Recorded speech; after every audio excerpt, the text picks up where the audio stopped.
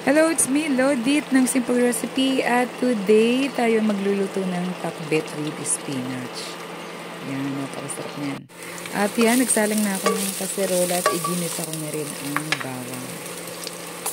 At yan, lagyan na rin natin ang sibuyas na isang buo. Halu-haluin lang natin to para hindi siya masunog. Yung ating dalawang ingredients na bawang at sibuyas. Yung bawang, 4 na piraso yung butil yung bawang. At hiniwa ko siya ng maliliit. At syempre, pag okay na, pwede na natin ilagay ang ating kamatis. Yan. Yung kamatis dahil mura na lang siya. Naglagay na ako ng marami. Ang nilagay ko ata 7 piraso. Hindi naman kalaki yan, hindi naman maliit na tayo. Tama lang.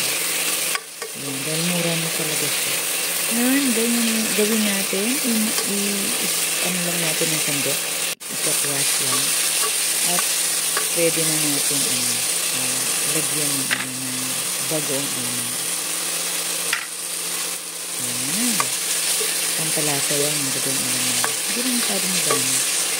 Kulang yan sa isang kutsara.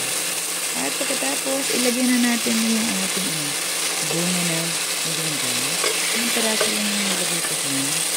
Kasi, binili ko yan, nakabalat na. So, then, lagay tayo ng 1 cup of water para sa sabaw. At syempre, pwede na rin natin ilagay yung kamote. Kasi, pareho lang yan eh. Yung bunga ng malunggay, kamote, pareho lang yung sabay lalambot. Kaya, pagsabayin na lang natin. At syempre, pakuluin lang natin siya. Tatakpan natin, pagkatas pakuluin lang natin siya. Hanggang sa ito ay lumambot yung ating gulay na kamote at yung bunga ng malunggay. At kapag okay na, pwede natin ilagay ang ating talong. Ayan. Paguluin lang natin, syempre. Tayo ay maglalagay ng kalahating 4 cubes. Kasi nakita niyo naman wala naman tayong sahog. At ilalagay na rin natin isang tali ng spinach. Yan. Yung spinach, binili ko lang, mura lang. Ano lang siya? 10 piso lang siya. 1 tali. Yan.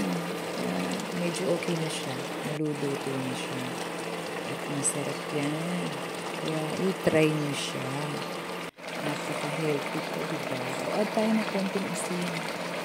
Kasi medyo unconvenient na. Kulang pa.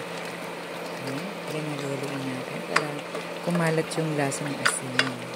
At syempre, hindi nga ako naglagay ng sahog, pero meron naman tayong fried na bangus. Yan. Wow, ang sarap niya, diba? Ang sarap ng kaparis niya. Yan, tignan mo palang yung itsura. Ang sarap-sarap na. Talagang nakakatakang kumain. Kaya ano pang hinihintay nyo? I-try nyo na yan. Ayan na siya, oh. Wow.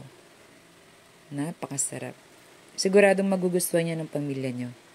Kaya, ano pang hinihintay nyo? I-try nyo na. Salamat sa panonood. Ingat lagi and God bless everyone.